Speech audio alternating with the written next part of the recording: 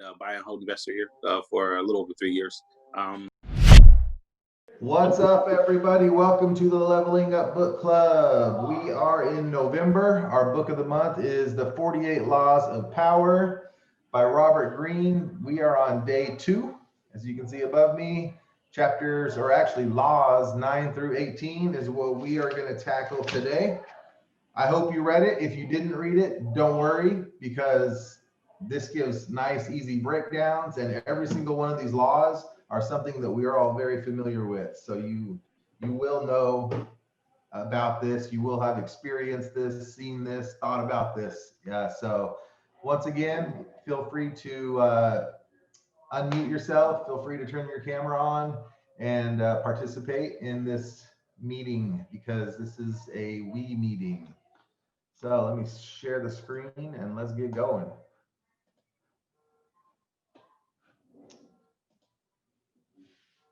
All right. Okay. Spam call, sorry. All right, law 9, win through your actions, never through argument. Any momentary triumph you think you have gained through an argument is really a Pyrrhic victory. The resentment and ill will you stir up is stronger and lasts longer than any momentary change of opinion. It is more powerful to get others to agree with you through your actions without saying a word. Demonstrate, do not explicate. Keys to power. In the realm of power, you must learn to judge your moves by the long-term effects of on people. The problem with trying to prove a point through argument is that at the end, you can never be certain how it affects the people you are arguing with. They may appear to agree with you politely, but inside they may resent you. Is anybody here on Facebook? Like this is Facebook. Everybody argues and nobody is convinced. Next, no one can argue with demonstrated proof. They are there right before our eyes to see. Again, Facebook has proven this wrong. Reversal. Verbal argument has one vital use in the realm of power: to distract and cover your tracks when you are practicing deception or are caught in a lie. Draw the other person into an argument to distract them from your deceptive move. Next, when caught in a lie, the more emotional and certain you appear, the less likely it seems that you are lying. All right, thoughts on law 9. Any moment you gain through argument is not a real victory. Who has experience in this? I think I agree with that. I mean, because I feel that, you know, if a person is so set on something, there's really nothing that you can, I mean, much that you can do to say to convince them, you know? Absolutely. And then even again, like I said, in the end, they're just going to agree to disagree in their mind. And in their mind, they're like, yeah, this guy's an idiot, or this Michelle doesn't know what she's talking about. You know, so right. You never want to. And then I guess whenever you're in other areas, I think when people, you may tell someone to do that, you should do this over and over and over again, but it's not until they discover it and it's their idea when it'll actually click. Oh, you know, I should do this. Like, yeah, I've been telling you that for 2 years, but that's not the point. I know, right? Anybody else have anything on chapter 9, on law 9? This reminds me of maybe arguing with kids where try to scold them or talk to them about their behavior, and then they want to change the subject. Kids are smart. 100%, yeah. Okay. And then the last part of it was talking about being emotional when you're lying. Again, a lot of this, I think power comes with some detriment. So we'll see. We'll see how much of this you want to put into your own life. Here we go. Let's move on to chapter 10. Number 10, infection. Ooh, infection. Avoid the unhappy and the unlucky. You can die from someone else's misery. Emotional states are as infectious as diseases. You may feel you are helping the drowning man, but you are only precipitating your own disaster. The unfortunate sometimes draw misfortune on themselves. They will draw it on you as well. Associate with the happy and the fortunate instead. Keys to power. Those misfortunates who have been brought down by circumstances beyond their control deserve all the help and sympathy we can give them. But there are others who are not born to misfortune or unhappiness, but who draw it upon themselves by their destructive actions and unsettling effects on others. It would be a great thing if we could raise them up, change their patterns, but more often than not, it's their patterns that end up getting inside and changing us. It's the game of power. The people you associate with are critical. The risk of associating with infectors is that you will waste valuable time and energy trying to free yourself. One of the most insidious infectors is the sufferer from chronic dissatisfaction, the jealous, the complainer. There is not only solution to infection, there is only one solution, that is quarantine. Do not take pity. Do not enmesh yourself in trying to help. There is no reversal. The application is universal. Ignore the law at your peril. Who here has had an infectious relationship? Tell me about it. Somebody tell me about it. I had a negative Nancy that was a girlfriend of mine. Just everything always negative, always finding the problems and everything. I mean, A problem, very toxic. Solution. So we've read a lot about this in other books. Traction talks about this. You cannot have these people in your work environment. I think you may have been in a situation where they have a team member, maybe they're a salesperson, they're really good, but they're really an asshole, and they're negative and they bring everybody down, but they perform so so leadership keeps them on. You can't have negative people. And then on a personal side, there are so many people, they may be family, they are drainers. They're going to drain you, and they bring ill will and all that upon themselves. Who's experienced this, and what do you do about it? Yeah, I was actually talking to my mother the other day, and I was telling her that, I was like, hey, come over, I miss you. And then we started talking about how, things have been going for me since I last moved. And I said, actually, things have been great. Because I love you and you're my mom, but I can't have that type of energy around me. I said, there's been a drastic change here. I do more, I'm more productive. She's not like, downing me and doubting me all the time and emphasizing it, right? So that was really affecting me, and I thought I would share that with her. I just, the difference is now. Yeah, I mean, that's tough when it's your close family and friends who are these people. You have to limit yourself, and it's unfortunate. And as entrepreneurs, I think a lot of us, we see this, you know what I mean? We don't necessarily relate. By nature, we're not complainers. Most of us, by nature, we are problem solvers. By nature, we're positive. We wouldn't jump into these ventures if we were negative and we didn't think it was going to work, right? We're typically very optimistic people. So being around people who just think the worst of everything, that's why we tend to gravitate away from those people. Eventually, a lot of our friends that, when we were at a certain mental state, we're not really friends anymore because we don't really have anything in common anymore.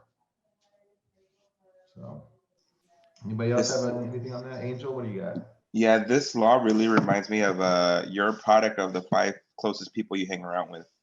Mm-hmm. Yep. So yeah, choose your circle wisely. Yeah, you know what? When I was growing up, I really hated when my mom said that. But it's dead on, you know? And I think the problem from me growing up was my parents I think they thought that I was doing bad things because I was surrounding myself around bad. I mean, whatever, not relatively bad for a 16-year-old bad, not like bad, you know, but misbehaving, you know, going out, having partying and stuff like that. But I think it was me that was the bad influence.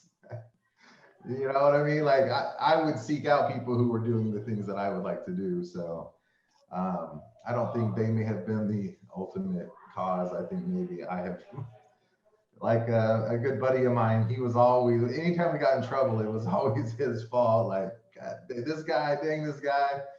I think it might have been me and my influence on him. Whatever. All right, let's move on. So don't be that infectious person. It's annoying. Nobody wants to hang out with you. Law 11, learn to keep people dependent on you. To maintain your independence, you must always be needed and wanted. The more you are relied on, the more freedom you have. Make people depend on you for their happiness and prosperity, and you have nothing to fear. Never teach them enough so they can do without you. Keys to power. The ultimate power is the power to get people to do as you wish.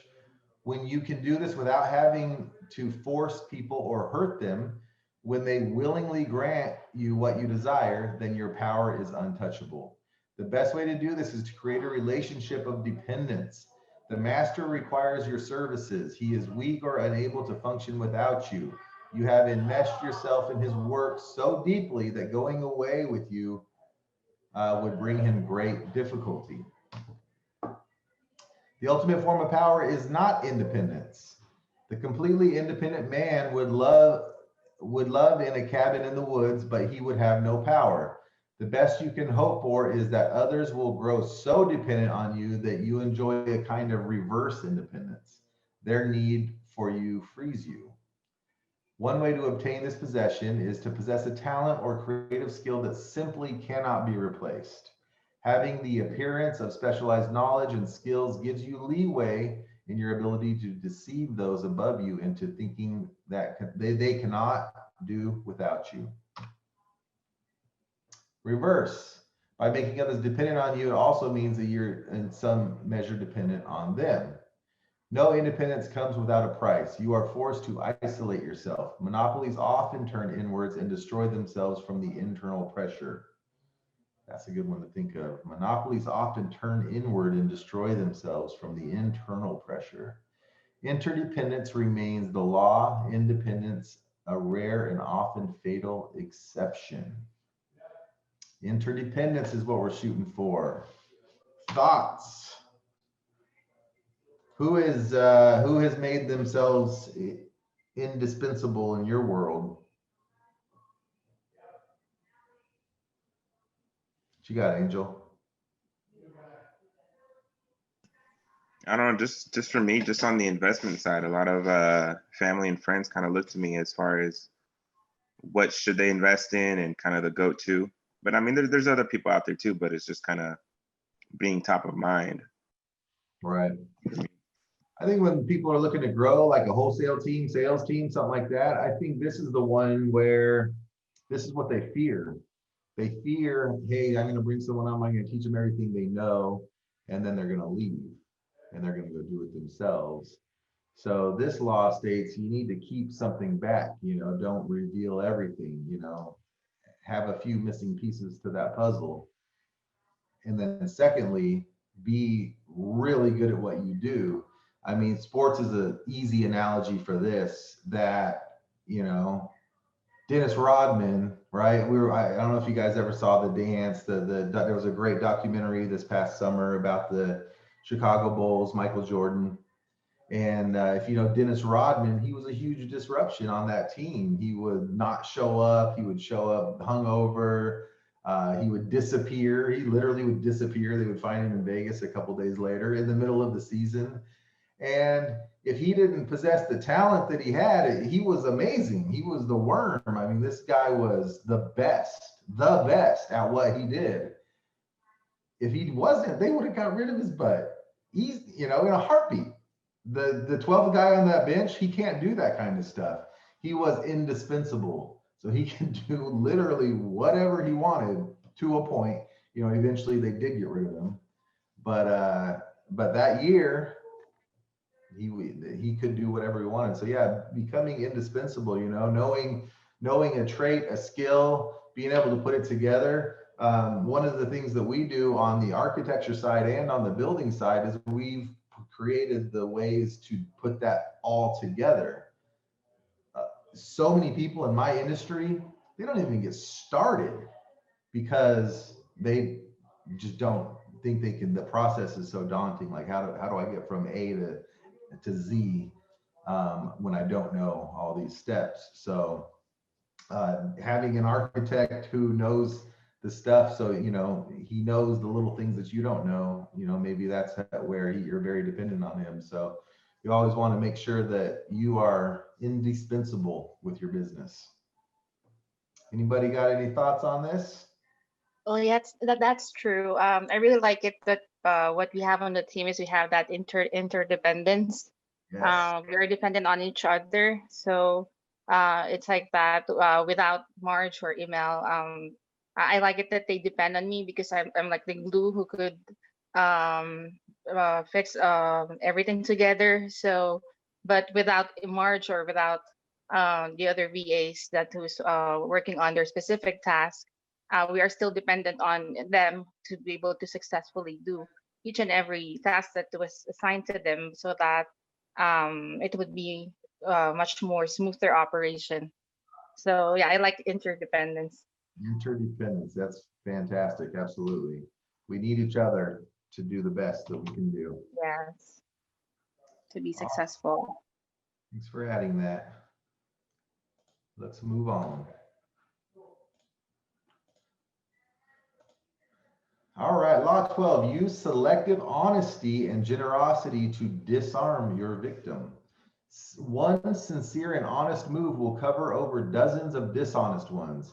Open-hearted gestures of honesty and generosity bring down the guard of even the most suspicious people.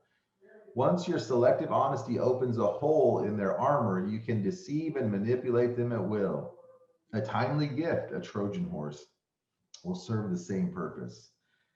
Keys to power. An act of kindness, generosity, or honesty is often the most powerful form of distraction because it disarms other people's suspicious. Learn to give before you take. Selective honesty is best employed on your first encounter with somebody. We are creatures of habit, and our first impressions last a long time. If someone believes you are honest at the start of a relationship, it takes a lot to convince them otherwise, and vice versa. I would say as well, if someone feels that you're dishonest, then it's hard to convince them otherwise. A single act of honesty is not often enough. What is required is a reputation for honesty built on a series of acts. Reversal. When you have a history of deceit, no amount of honesty will fool people. In these cases, it's better to play the rogue. What do you guys think about this one? Selective honesty and generosity. Excellent for sales. Okay. It helps lower their guard to find out what their real objections are. That's great. Yeah. And I think the book may make it look a little bit more sinister than it may be. That's a really good point, Angel, because you're not trying to be dishonest in the end. You're trying to make something happen. You're trying to make a sale. So absolutely, having them put down their armor so you can get the truth out of them. That's great. Does anybody else have experience with this? How about giving gifts? And then it talked about sincere and honest, like something out in public, you know, an open act of kindness or generosity. So that can be good to do it in public so everybody sees it. All right, let's move forward. Law 13, when asking for help, appeal to people's self-interest, never to their mercy or gratitude. If you need to turn to an ally for help, do not bother to remind him of your past assistance and good deeds. He will find a way to ignore you. Instead, uncover something in your request or in your alliance with him that will benefit him and emphasize it out of all proportion. He will respond enthusiastically when he sees something to be gained for himself. Keys to power. There is an art to asking for help, an art that depends on your ability to understand the person you're dealing with and to not confuse your needs with their needs. Most people never succeed at this because they are completely trapped in their own wants and desires. They start from an assumption that people they are appealing to have a selfless interest in helping them. Even the most powerful person is locked inside needs of his own. And if you make no appeal to his self-interest, he merely sees you as desperate or a waste of time. Self-interest is the lever that will move people. Train yourself to think your way inside the other person's mind, to see their needs and interests, to get rid of the screen of your own feelings that obscure truth.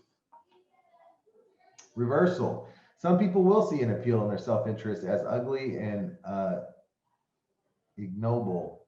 They prefer to exercise charity, mercy, and injustice as a way of feeling superior to you. When you beg them for help, you emphasize their position and power. They are strong enough to need nothing from you except the chance to feel superior. That is the wine that intoxicates them. All right, this is an interesting one. What do you guys think about this one? So a lot of people think when they're just going to ask for help and people are just going to do it out of the kindness of their heart. That doesn't always happen. So, I mean, this is kind of like making it a win-win, right? You're asking for help, but you want it to be a win for them as well. Yes, always make it a win-win. 100%. Yeah, well, it was 7, what is it? The 7 Habits of Highly Effective People, the last book that we went over this. Yeah. Over win, a lost win. Anybody else have thoughts on this chapter? When asking for help, appeal to people's self-interest. What's a way you can do this? What's a way to find out what they would need?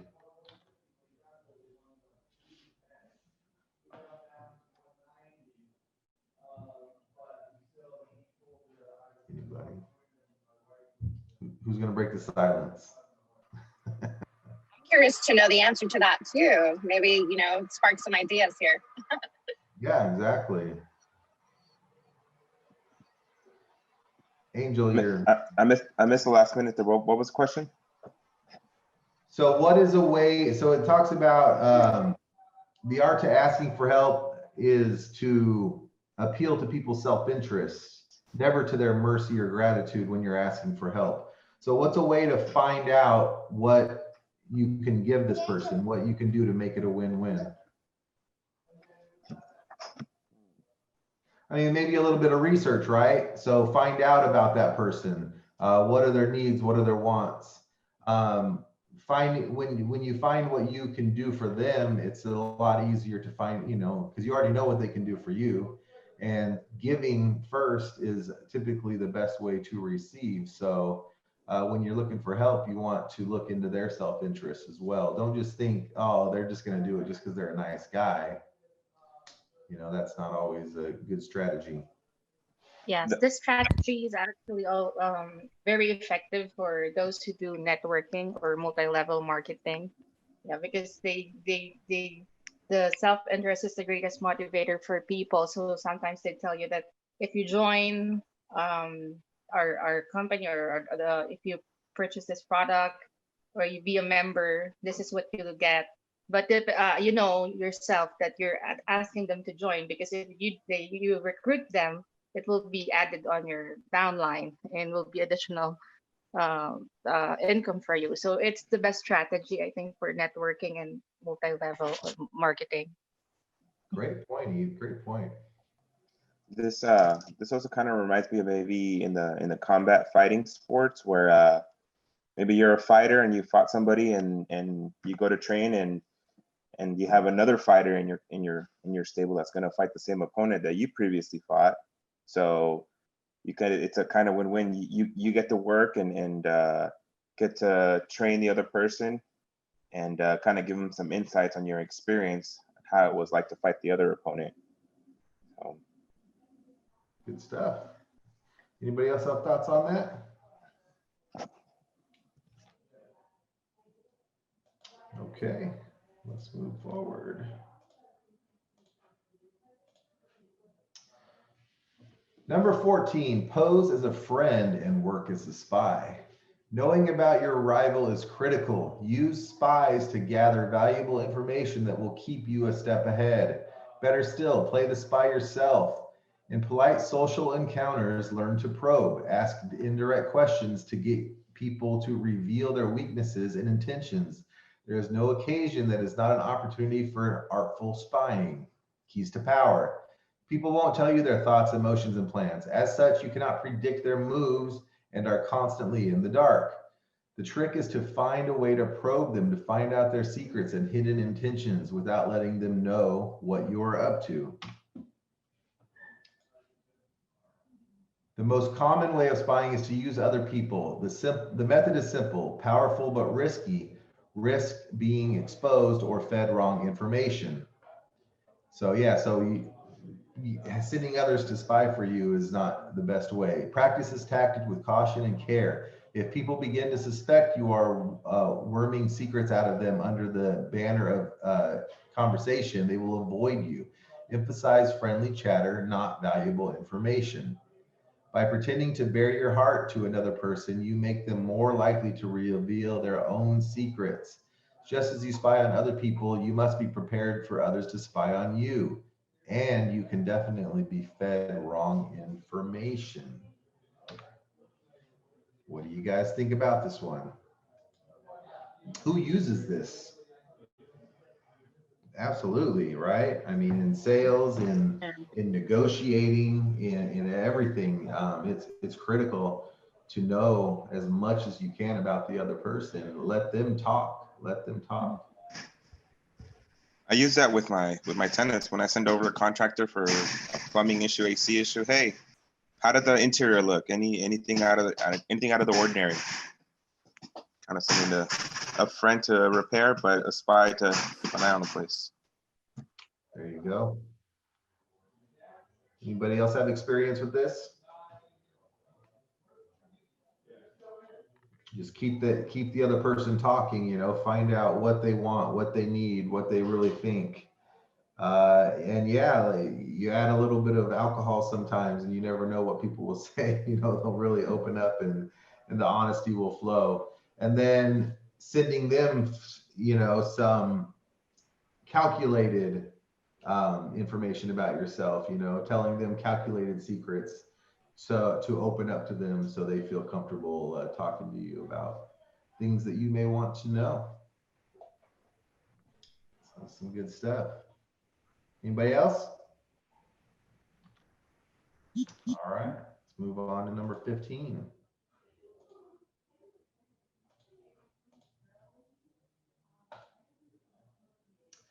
Crush your enemy totally.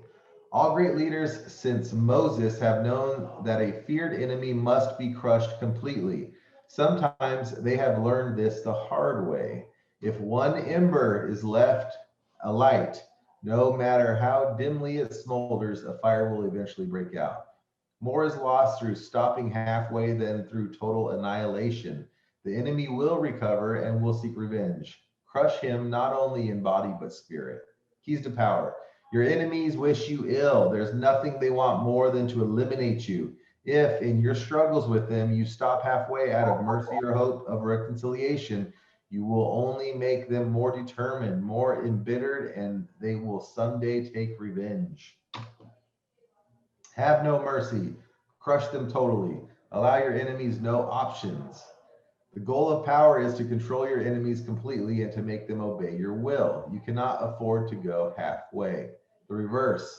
This law should rarely be ignored, but it does sometimes happen that it is better to let your enemies destroy themselves. They talked in the book about, letting them hang themselves. So what do you guys think about this? Do you guys feel you have enemies? Like, who are our enemies in this world? I wonder. I don't know, but I've heard that you haven't really made it till you have haters. So There you go. So I would say maybe the real estate sales game can be very competitive. So if you're fighting for certain territory, you don't want to let it, you don't want to let the competition have a couple listings. You want to get all of them. You know what I mean? You want to have complete domination. Otherwise, they'll always think they have a chance and they'll keep coming back. Does anybody else have an experience in this? I mean, I know this may be a little bit different because, I don't know, like, this is business. This isn't like fighting. This isn't war. But how can we relate this? this is some gangster stuff right here. I'm telling you that much. It reminds me of maybe some gangs in Los Angeles, and you roll up on the wrong street and they're gonna get you. Yeah, I mean, it is about power. It's about power play. And when you want to be powerful, sometimes you're going to have people come against you, and you need to have no mercy. Here we go. Law 16, use absence to increase respect and honor. Too much circulation makes the price go down. The more you are seen and heard from, the more common you appear. If you are already established in a group, temporarily withdraw from it, and it will make you more talked about, even more admired. You must learn when to leave. Create value through scarcity. Keys to power. A strong presence will draw power and attention to you, but a point is inevitably reached where too much presence creates the opposite effect. The more you are seen and heard from, the more your value degrades. At the right moment, you must learn to withdraw yourself before they unconsciously push you away. It is a game of hide and seek. The moment you allow yourself to be treated like anyone else, it's too late. You are swallowed and digested. To prevent this, you need to starve the other person from your absence. Force their respect by threatening them with the possibility that they will lose you for good. Create a pattern of absence and presence. Reversal. This law only applies once a certain level of power has been attained. Leave too early and you do not increase your respect. You are simply forgotten. In the beginning, make yourself omnipresent. Only what is seen, appreciated, and loved will be missed in its absence. So we see this a lot in our culture when people die, right? Death makes people amazing. Death makes people greater than they really were. Do we have any examples of that?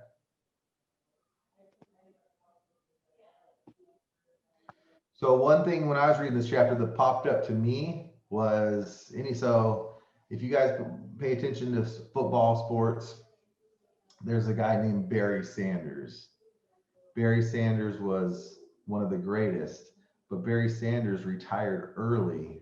He had a dispute with the team, and rather than continue to play for this losing organization, he quit, he went away, and nobody ever heard from him.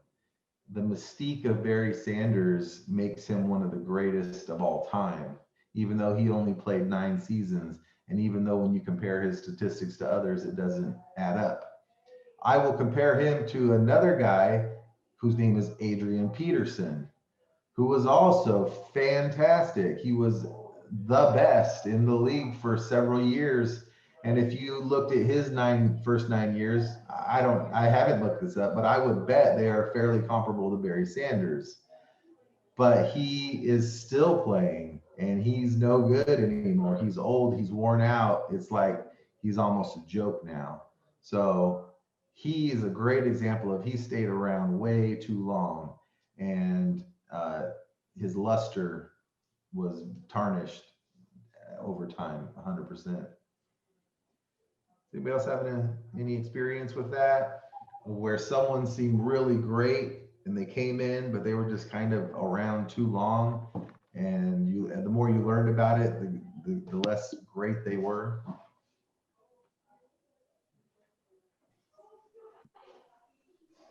No? Okay. All right. Just sports in general. You see it Yeah. all everywhere in sports. Yeah, sports is a good parallel to a lot of this. But definitely in business, and being around the people of power in your community, you don't want to be the guy setting it up, right? Like, because if you're the guy that setting it up and doing this and doing that, you're more in the background than the guy who just shows up, and you know what I mean? Like, your luster definitely wanes, so it's better to have your people doing things, right? It's better to, I have a team, and I don't have time for that, but it's going to get done, but it's going to be done by somebody else. And don't be around too much. Steve Jobs comes to mind when on the 16th law. Okay. Anybody else? Who do you think of when you think about that one? On a personal level, I think I used this before when I had a rocky, when we were on that phase of a rocky marriage. Maybe because I'm his constant, I'm always there. So we had that phase when sometimes all marriage go through. So what I did is I withdraw. So my absence is when my husband thought of when he perceived my value, and he knows that he needed me, and that changed the scene, and a much more improved our relationship when I tried to withdraw and he felt my absence. That's more when I felt his respect as well with me, and yeah, that's when he see and the increased perceivable of value that what I have to bring to his life, something like that. Wow, that's very powerful, Eve. Thanks for sharing that. That is huge. Yeah. In our own relationship, this doesn't have to be more of a vague thing. I mean, this can be something very personal to us. You used two laws in that. So you showed him how irreplaceable you are, Yeah. right? That was the last law. And then this law is absence makes the heart grow fonder, 100%. Yes. And that was the story in the book. That was a story in the book to where, things were getting a little too comfortable. So, Yes. so they left. I forgot if it was the guy, the guy left, right? The guy left, and it just he left because he wanted to get away from her, but it just made her love him even more. And now that he was gone, and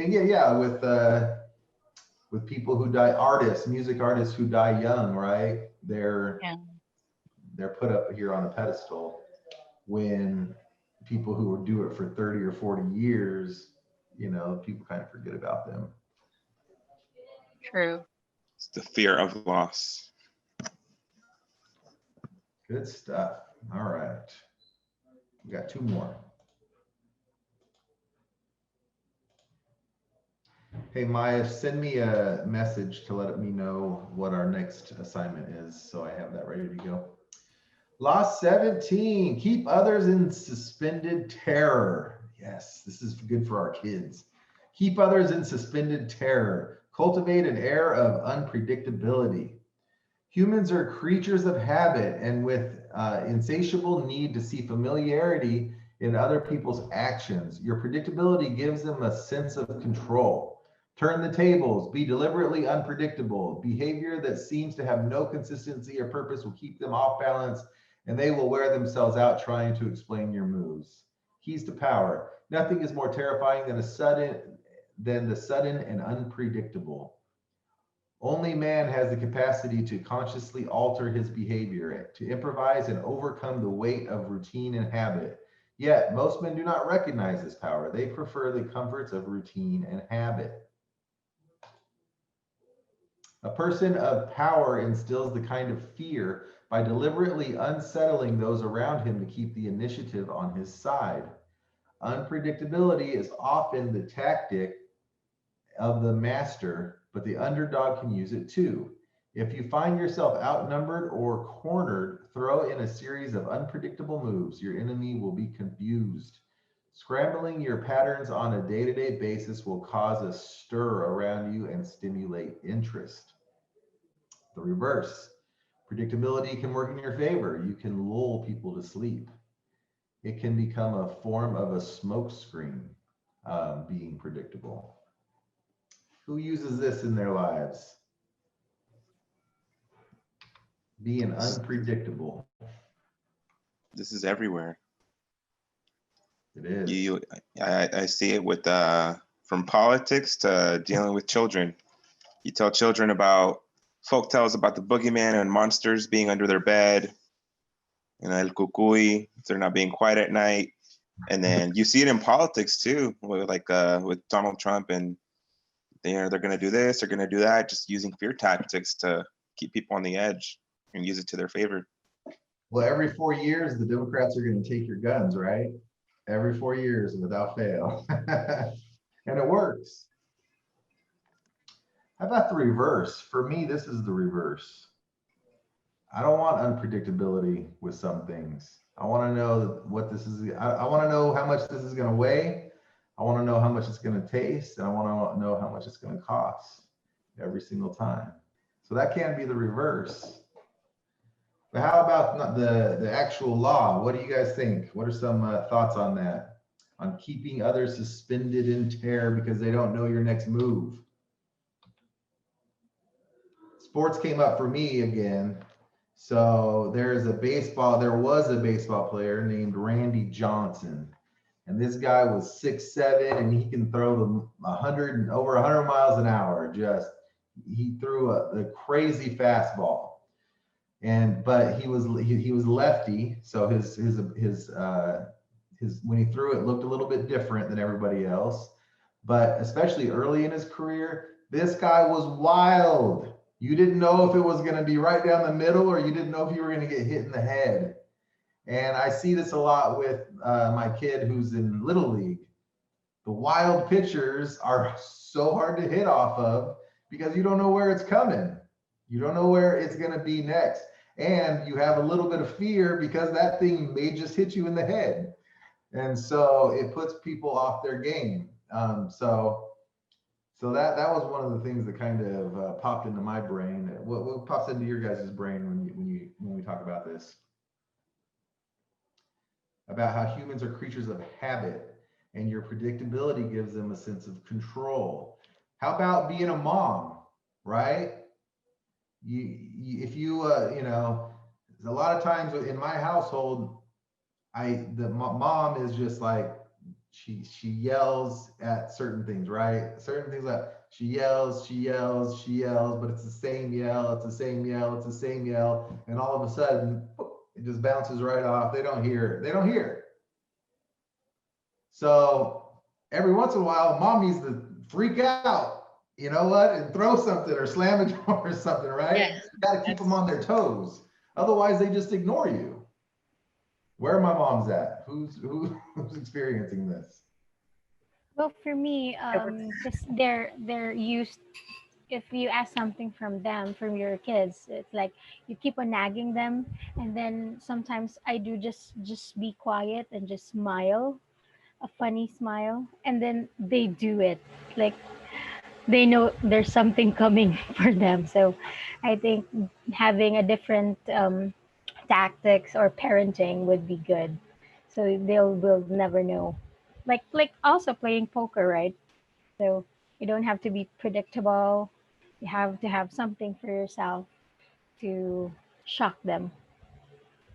Poker's a great example. Being a mom and being a poker player, those are a lot of the same things. You can't show your cards, especially to your kids. You can't show your cards. Yeah, Your world. they're gonna use it against you. Oh, 100%. Yeah, because then they know what's coming. They're like, oh, I already know this one. Mhm. So I'm sure my kids do it to me. I just don't see it, but I see it with their mom all the time. They'll go to my wife and they'll say, they'll do something, and then like my youngest, he'll get in trouble. He'll be like, I'm so stupid, right? Like, oh, and of course, it usually works. No, you're not stupid. That's not what I meant, blah, blah, blah. And it's like, he's gaming you. He's gaming you. He knows he's not stupid. He's so smart, he knows he's not stupid, right? But he also knows what kind of reaction mom's gonna have. So if he wants to lighten the blow, okay, a little bit of self-deprecation and, oh no, honey, that's not what I meant, blah, blah, blah. So definitely the kids are the enemy, guys. So we gotta make sure that we're on point with our game, okay? Anybody else have a point on number 17? Okay. And the final law, law 18. Do not build fortresses to protect yourself. Isolation is dangerous. The world is dangerous and enemies are everywhere. Everyone has to protect themselves. A fortress seems the safest, but isolation exposes you to more dangers than it protects you from. It cuts you off from valuable information. It makes you conspicuous and an easy target. Better to circulate among people, find allies, mingle. You are shielded from your enemies by the crowd. Keys to power. Fortresses cut you off from help and cut into your flexibility. Everyone knows where you are. Power depends on social interaction and circulation. In moments of uncertainty and danger, you need to fight the desire to turn inward. Instead, make yourself more accessible. Seek out old allies and make new ones. Force yourself into more and more different circles. The effect of isolation on human mind, a loss of proportion, an obsession with the detailed combination with an inability to see the larger picture. A kind of extravagant ugliness that no longer communicates. The reverse, the only thing constant human contact cannot facilitate is thought.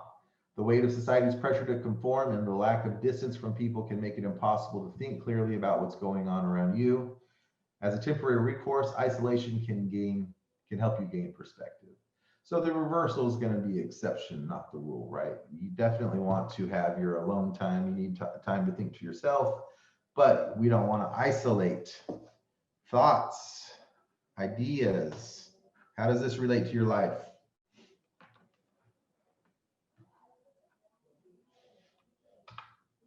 I just read this chapter. I forget what the story was behind it. He's talking about a guy who moved from room to room to room to room because he was so scared of the enemy. Does this anybody relate to this last power? Law of power. Do not build a fortress to protect yourself. Isolation is dangerous. I think it's about knowing what's going on around you, right? If you're not in the game, if you're not actively involved, like Eve runs our management team. If she's not if she just is always not on her own and she doesn't communicate with the team and she's not out there, and if she's not hearing what they're talking about and knowing what's going on, she's not going to be in the know, and she's going to be at a huge disadvantage.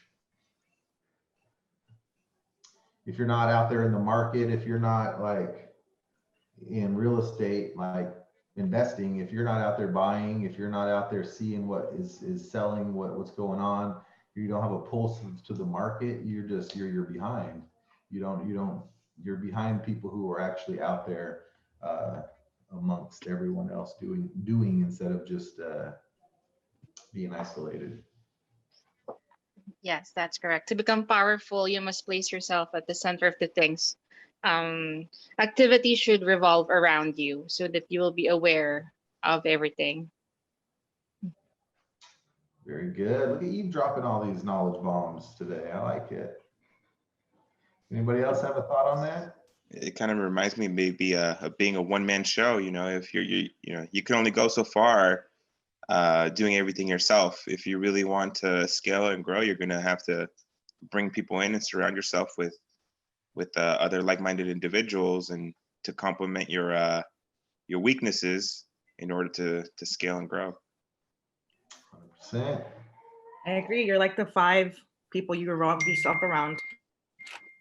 Right. So if you're only around yourself, it's hard to grow. All right. Very good. Anybody have anything they want to talk about what we talked about today? Any ahas, anything that they really caught their attention today?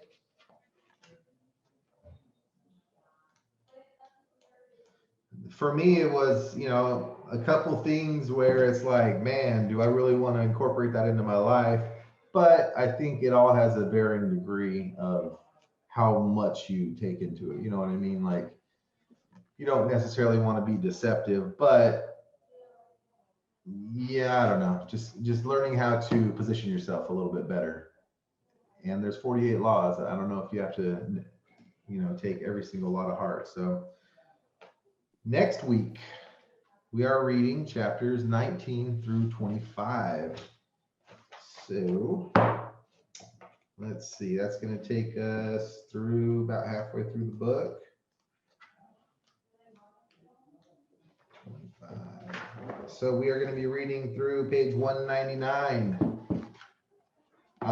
Please invite your friends to join us, and please show up next week, even if you haven't read it. As you guys can see, the slides give us a good breakdown of what the law is. It's something that we can all relate to. These are things that happen in our lives every single day. So please read it. If you don't read it, show up anyways, and let's grow this group so we have a lot more interaction. I appreciate all you guys for showing up, and I appreciate the ones of you who were able to participate. I think it'll help all of us grow as people and help us grow our business. So till next week, I'll see you all next Friday. All right. Thank you, Chris.